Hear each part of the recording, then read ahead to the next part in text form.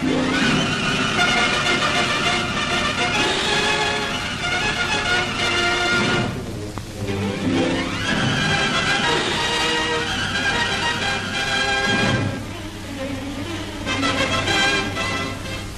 coming face to face with the enemy, especially at such close quarters as you find in the jungle, you've got to be on the alert for surprise packages.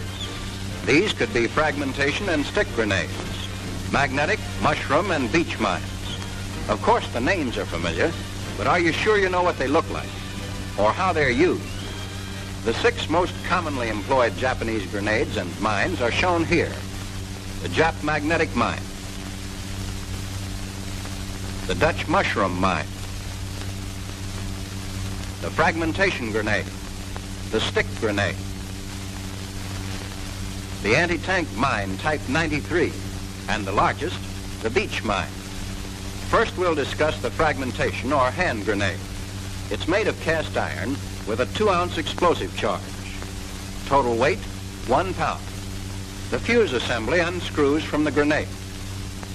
The detonator that sets off the 2-ounce charge fits over the delay pellet.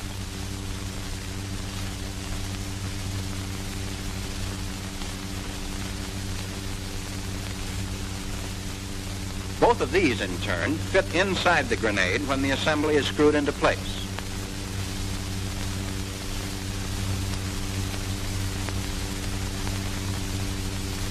This is the part of the fuse assembly containing the striker mechanism and safety pin. A cutaway reveals the striker and the safety pin which holds the striker in a safe position.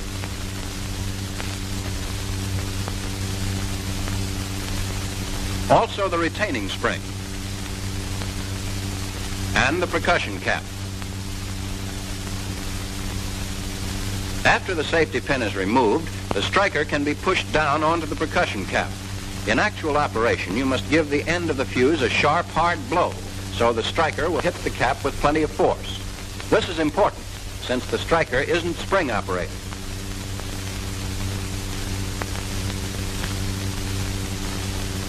In combat, pull the safety pin. Smack the fuse against something hard. The cap ignites the fuse. The grenade explodes 4 1/2 seconds later. The fragmentation grenade is a booby trap. This cutaway shows placement in a hollow section of bamboo with tripwire attached. It's secured by a wire, nail, or stick.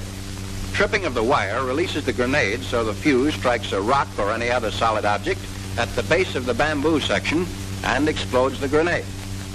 The Jap stick grenade, whose component parts are the handle containing friction-ignited and time fuse, the detonator, and fragmentation case with 2-ounce explosive charge. Total weight, 1 1/4 pounds. The complete assembly of the grenade is accomplished as follows. The detonator is attached to the 4 1/2 second delay action fuse. The fragmentation case, also fastened to the handle, is held in place by 3 screws.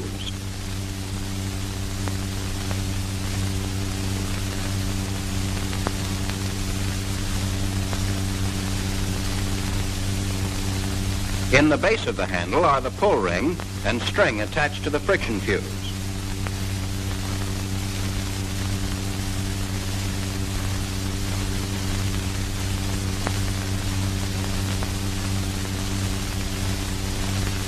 The detonator fits over the end of the friction fuse.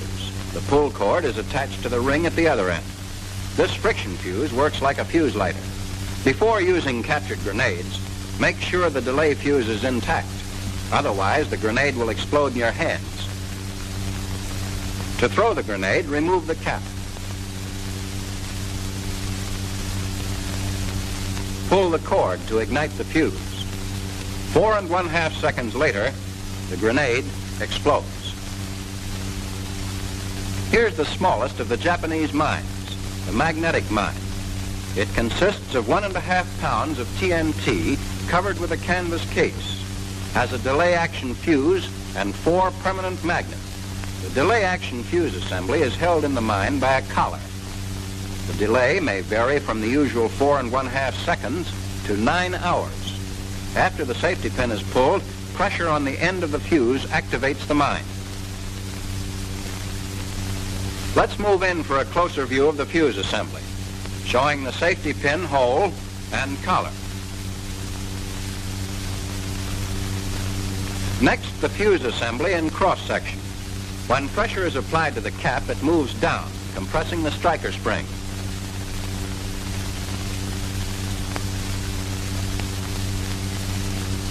Then the spring-loaded striker is released when the locking balls move into the recesses.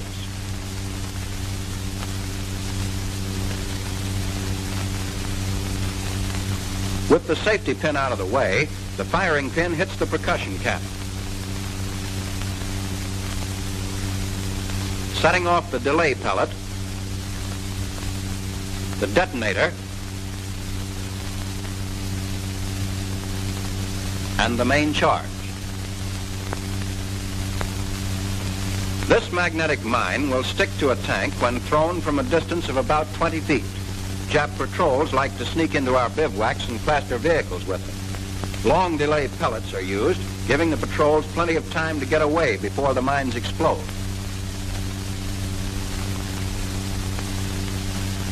The Japs also employ these magnetic jobs in pressure-type booby traps. They'll plant them under boards and logs so careless men will step on them and set off the mine. The anti-tank mine, type 93. It has an explosive charge of 2 pounds of picric acid. Total weight, 3 pounds. It's composed of 3 main parts: body, pressure cap, and fuse, containing either 70-pound or 250-pound shear pin. The fuse has a safety cap. When screwed into place, it prevents the striker from descending upon the percussion cap.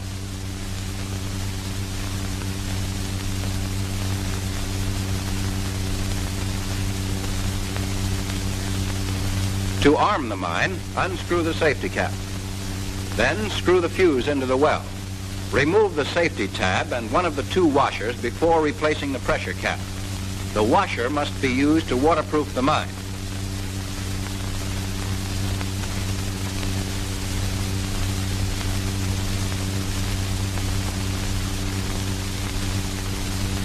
Now we'll introduce a diagram of the Jap 93 mine, showing the body, carrying rings, pressure plate, pressure cap, and fuse. When pressure is applied here, the shear pin is broken. Then the striker spring forces the striker against the percussion cap, setting off the detonator, which in turn explodes the booster and the main charge. When the mine is disarmed, the safety tab must be in place between the pressure cap and body of the fuse.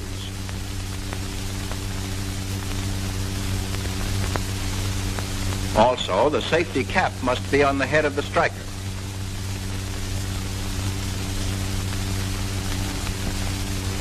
Next, a lesson on the procedure that is to be followed when you locate an object that may be a mine.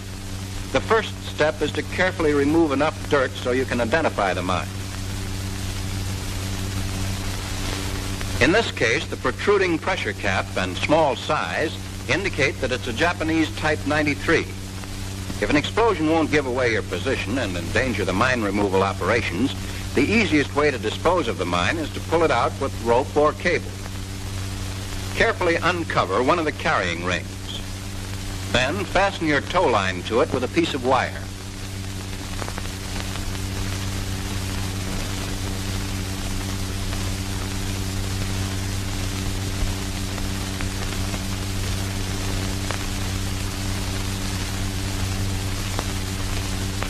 Take cover about 50 yards away and pull the mine out of the hole. If it's booby-trapped, it'll explode. For hand removal, carefully uncover the top of the mine. Continue digging around the mine, checking for booby traps. And here's a nice reception. A stick grenade used as a booby trap. An unwary soldier picking up the mine would set off the grenade. The carrying ring on the mine is attached by wire to the friction fuse in the grenade. But after uncovering the wire and making sure it isn't taut, you can cut it. Following further check to be sure no additional booby traps are underneath the mine, it can be disarmed by unscrewing the pressure cap and taking out the fuse.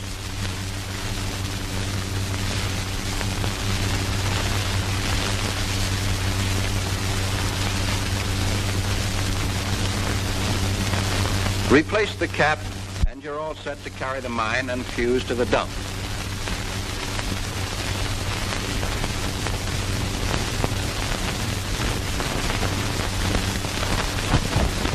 The Dutch mushroom mine, captured in large quantities by the Japs in their New Guinea invasion.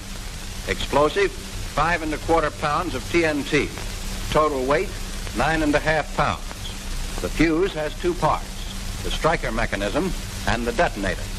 Note the peculiar construction of the safety pin, which passes through the hole in the striker. To arm the Dutch mushroom mine, insert the fuse into the well.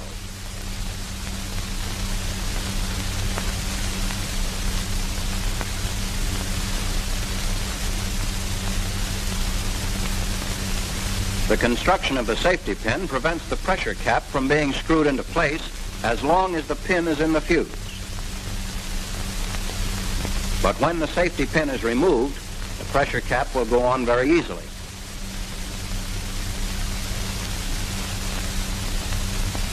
Now the mine is ready for use. This cross-section of the mine shows the container filled with explosive, the pressure cover, the pressure cap, the spring, and the fuse. When pressure is exerted on the striker, the pin is sheared, and the spring drives the striker against the percussion cap.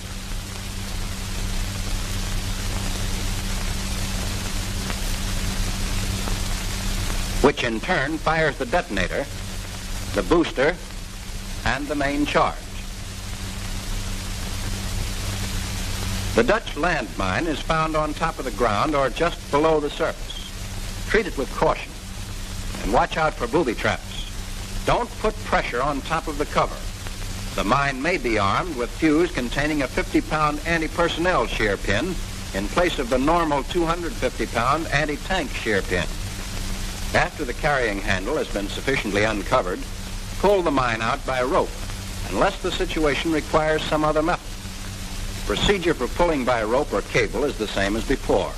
After the wire is inserted through the carrying handle, you're ready to yank the mine out.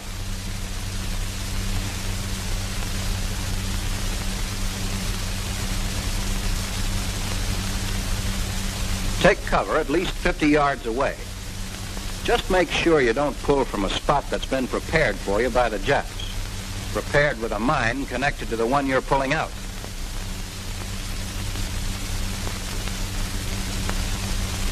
In removal by hand, carefully clear the dirt from around the mine and look for booby traps attached to the sides or underneath. One of the Japs' favorite tricks is a prepared charge with pull fuse attached to the mine. First cut the wire and disarm the fuse. When you are certain that there are no booby traps, you're ready to disarm the mine itself. Grasp the edge of the pressure cover with your fingertips and using the thumbs of both hands, unscrew the pressure cap counterclockwise.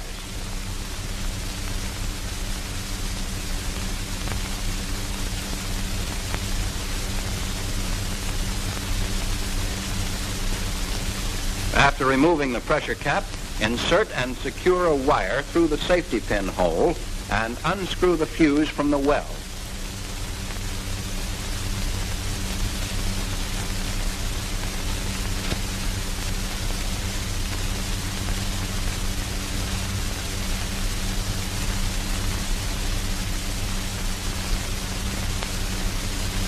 Replace the pressure cap and take out the mine. Now we're ready for the largest Japanese mine, the beach mine, explosive 47 pounds. total weight, including cast iron case, 106 pounds. The explosives set off electrically when either lead horn is crushed by a force of about 250 pounds. Main parts of the mine are the switch assembly, the lead horns, the electric wiring,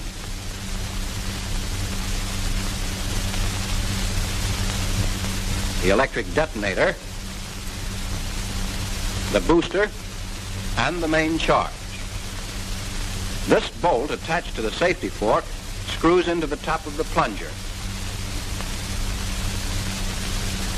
After the plunger is lifted by the bolt, the safety fork is inserted as it is here.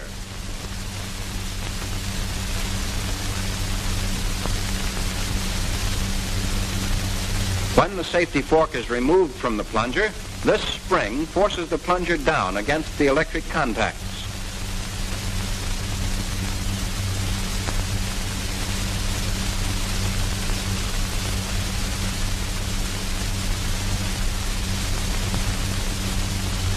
The electric contacts, in turn, are connected to the electrical wiring system. When the plunger is down, the circuit is closed and the mine is armed. At the base of each horn is a small battery. It doesn't put out current at this time because there's no acid in the battery. The acid is in a glass tube up in the lead horn. When the horn is crushed, the acid flows down into the battery and a current is generated.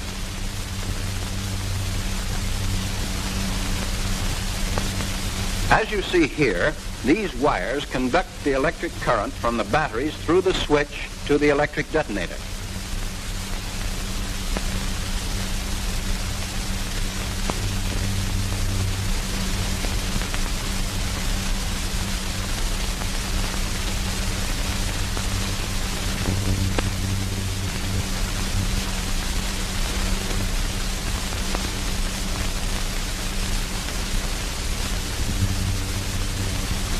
Crushing of either horn will send the current through the detonator, setting off the booster and the main charge. The beach mine may be used as underwater obstacle or land mine. Here it's employed in a barbed wire entanglement. Vehicles or men running into the wire exert a pull on it, breaking the lead horn and setting off the mine. Since water and sand can get in the switch, causing the mine to be armed even though the safety fork's in place, it's best not to disarm this beach mine.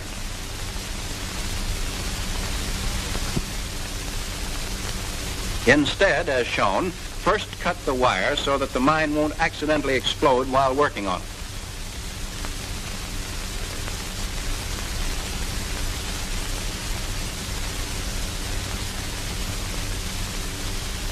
Then tape a blasting cap to the horn and destroy the mine. These babies can also be booby-trapped very easily on the inside, so don't fool around with them unless there's no other choice. Take cover at least 200 yards away and let her blow. And with this understanding of Jap grenades and mines, you're better prepared to move in and tackle the enemy. Remember, grenades and mines can be as dangerous as firepower. Your knowledge of their use, component parts, and rapid disarming often means the difference between life and death. So keep the lessons of this film always in mind and beat the Jap to the punch.